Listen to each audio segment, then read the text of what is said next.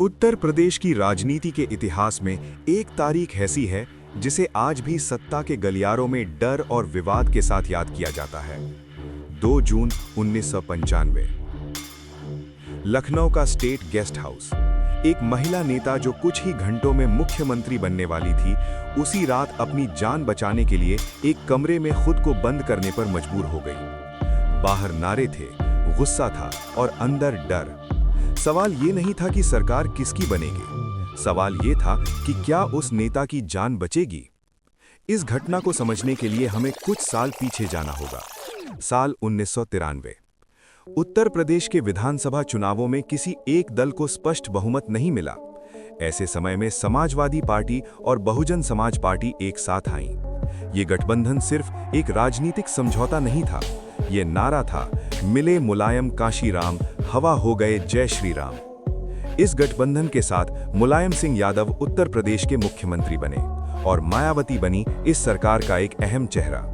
लेकिन सत्ता की साझेदारी जितनी आसान दिखती है उतनी होती नहीं। सरकार बनने के कुछ ही महीनों बाद दोनों दलों के बीच मतभेद गहराने लगे, नीतियों को लेकर, अधिकारों को लेकर और सबसे ज्यादा सत्ता के बंटवारे को लेकर। आखिरकार 1995 में बहुजन समाज पार्टी ने इस सरकार से अपना समर्थन वापस ले लिया। सरकार अल्पमत में आ गई और यहीं से उत्तर प्रदेश की राजनीति में तनाव अपने चरम पर पहुंच गया। अब सवाल सिर्फ सरकार गिरने का नहीं था, सवाल सत्ता को बचाने और छीनने का था। समर्थन वापस लेने के बाद उत्तर प्रदेश की राजनीति में हालात बेहद तनावपूर्ण हो चुके थे। 2 जून 1995 की शाम लखनऊ का स्टेट गेस्ट हाउस, एक सरकारी इमारत जो आमतौर पर शांति और सुरक्षा का प्रतीक मानी जाती थी। इसी गेस्ट हाउस में बहुजन समाज पार्टी की नेता मायावती ठहरी हुई थीं। उन्हें आशंका थी कि राजनीतिक तनाव किसी भी समय हिंसा का रूप ले सकता है। गेस्ट हाउस के बाहर सीमित पुलिस बल तैनात था, लेकिन बढ़ते राजनीतिक गुस्से के सामने ये सुरक्षा नाकाफी साबित हो रही थी। शाम ढलते ही माहौल बदलने लगा। बाहर भीड़ जुटने लगी, नारे तेज होने लगे और गेस्ट हाउस की शांति धीरे धीरे डर में बदलने लगी। अंदर मौजूद अधिकारी हालात को समझ तो रहे थे, लेकिन हालात हाथ से फिसलते जा रहे थे। ये वही जगह थी जहां कुछ ही घंटों बाद उत्तर प्रदेश की राजनीति का सबसे काला अध्याय लिखा जाने वाला था। शाम ढलते ही हालात पूरी तरह से बेकाबू हो चुके थे। स्टेट गेस्ट हाउस के बाहर मौजूद भीड़ अब सिर्फ नारे नहीं लगा रही थी, वो अंदर घुसने की कोशिश कर रही थी। कुछ ही पलों में हालात हिंसक हो गए। गेस्ट हाउस का गेट तोड़ा गया, संपत्ति को नुकसान पहुंचाया गया और अंदर मौजूद लोगों में अफरा तफरी मच गई। भीड़ के भीतर मौजूद कुछ लोग सीधे उस कमरे की ओर बढ़ रहे थे जहां मायावती ठहरी हुई थीं। स्थिति को भांपते हुए मायावती ने खुद को कमरे के अंदर बंद कर लिया। कमरे के बाहर शोर था, दरवाजे पर धमकियां थीं और अंदर एक असहाय चुप्पी। ये अब राजनीतिक विरोध नहीं रहा था, ये एक व्यक्ति की सुरक्षा और जीवन का सवाल बन चुका था। उस रात उत्तर प्रदेश की राजनीति ने अपनी सबसे खौफनाक तस्वीर देखी। जब हालात पूरी तरह से हाथ से निकल चुके थे, तभी कुछ ऐसे चेहरे सामने आए जिनके हस्तक्षेप ने उस रात की दिशा बदल दी।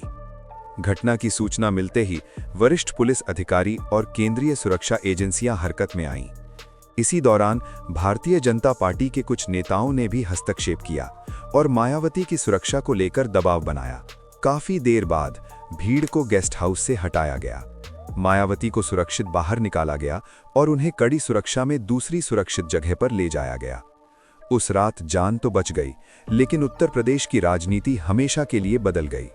कुछ ही घंटों बाद बहुजन समाज पार्टी ने भारतीय जनता पार्टी के समर्थन से सरकार बनाने का दावा किया और मायावती उत्तर प्रदेश की पहली दलित महिला मुख्यमंत्री बनी।